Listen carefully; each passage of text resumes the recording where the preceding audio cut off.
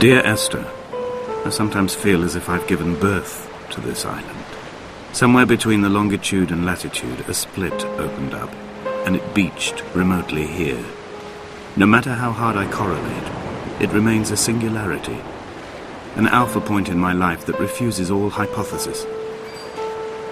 I return each time leaving fresh markers that I hope, in the full glare of my hopelessness, will have blossomed into fresh insight in the interim.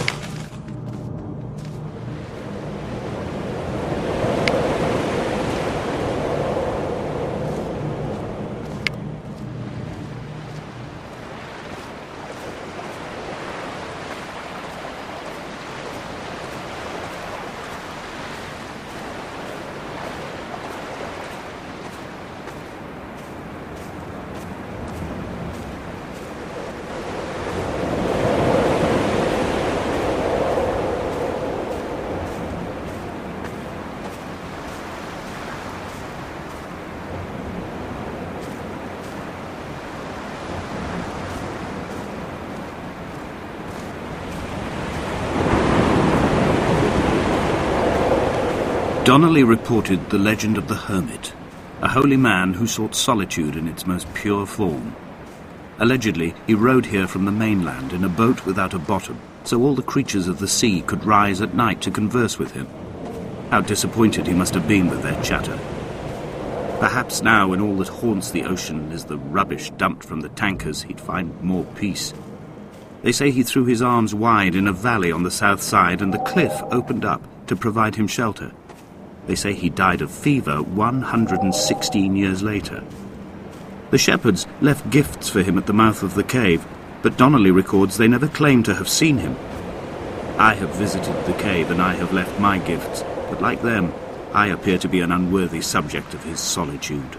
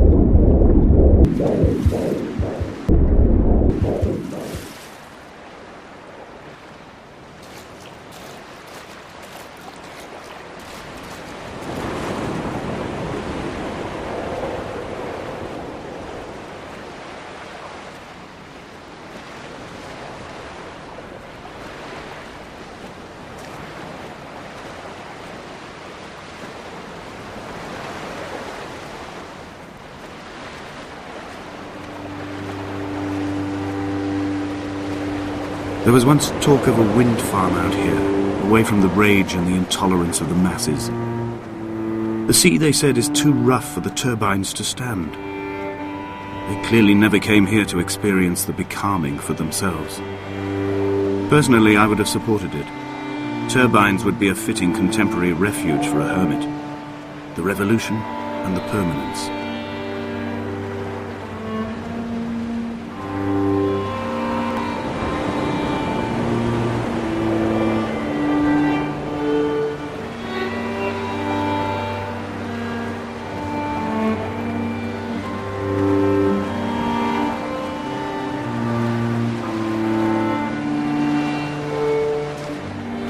I have found the ship's manifest, crumpled and waterlogged under a stash of paint cans. It tells me that along with this present cargo, there was a large quantity of antacid yogurt bound for the European market. It must have washed out to sea. God knows there are no longer gulls or goats here to eat it.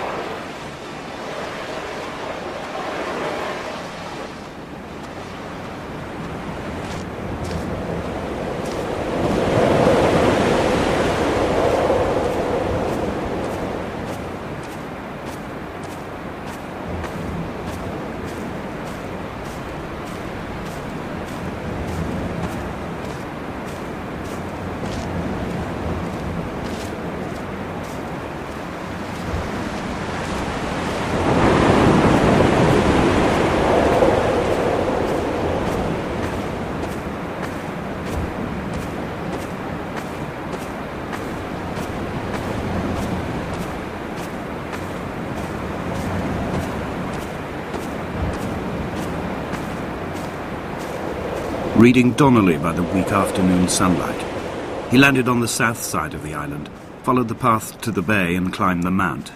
He did not find the caves, and he did not chart the north side. I think this is why his understanding of the island is flawed, incomplete. He stood on the mount and only wondered momentarily how to descend. But then, he didn't have my reasons.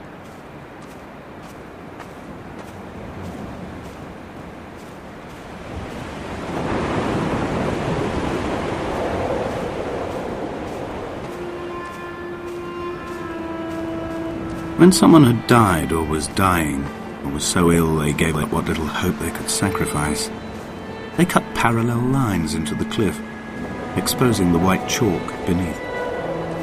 You could see them from the mainland or the fishing boat, and know to send aid or impose a cordon of protection, and wait a generation until whatever pestilence stalked the cliff paths died along with its hosts. My lines are just for this. Keep any would-be rescuers at bay. The infection is not simply of the flesh.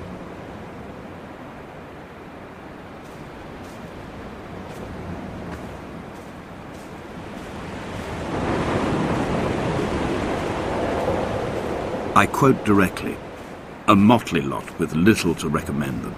I have now spent 3 days in their company. That is, I fear, enough for any man not born amongst them. Despite their tedious inclination to quote scripture, they seem to me the most God-forsaken of all the inhabitants of the Outer Isles. Indeed, in this case, the very gravity of that term, forsaken by God, seems to find its very apex. It appears to me that Donnelly, too, found those who wander this shoreline to be adrift from any chance of redemption. Did he include himself in that, I wonder?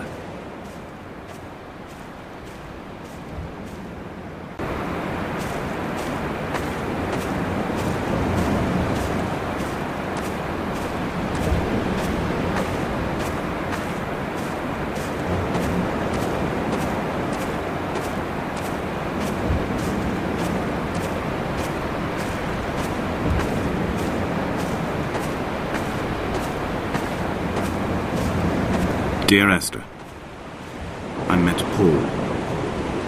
I made my own little pilgrimage. My Damascus, a small semi-detached on the outskirts of Wolverhampton. We drank coffee in his kitchen and tried to connect to one another. Although he knew I hadn't come in search of an apology, reason or retribution, he still spiraled in panic, thrown high and lucid by his own dented bonnet.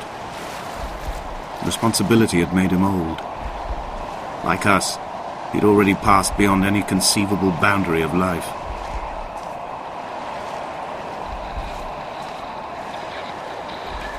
I find myself increasingly unable to find that point where the hermit ends and Paul and I begin. We are woven into a sodden blanket, stuffed into the bottom of a boat to stop the leak and hold back the ocean. My neck aches from staring up at the aerial. It mirrors the dull throb in my gut where I am sure I've begun to form another stone. In my dreams, it forms into a perfect representation of Lot's wife, head over her shoulder, staring along the motorway at the approaching traffic in a vacuum of fatalistic calm.